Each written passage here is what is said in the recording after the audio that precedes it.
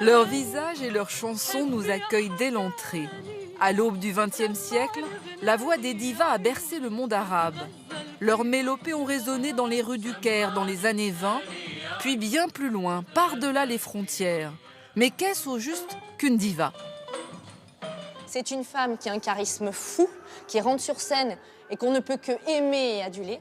C'est quelqu'un qui a un pouvoir, une capacité exceptionnelle de par sa voix, de par son jeu. Entrons à pas de velours dans la loge de la diva des divas, Kalsoum. Surnommée Astre de l'Orient, cette Égyptienne née pauvre, fille d'un imam, a commencé à chanter déguisée en garçon. La place des femmes était alors à la maison. Elle deviendra une bête de scène, mettant littéralement son public en transe.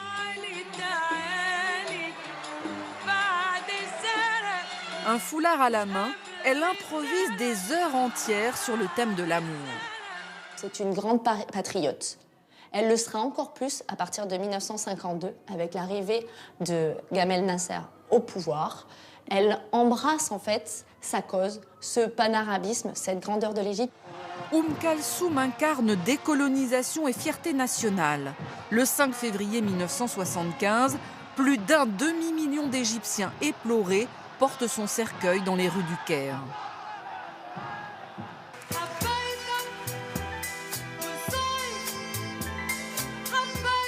Fiers de leur arabité, les divas comme la Libanaise Férouz jouent souvent un rôle politique.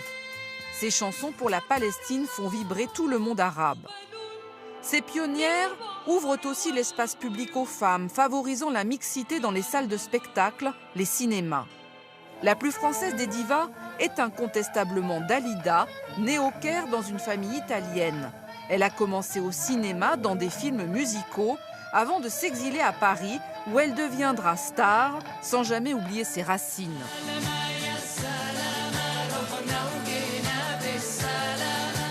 Émancipées et engagées, les divas du monde arabe sont des femmes puissantes. Elles ont su s'imposer au sein de sociétés profondément patriarcales.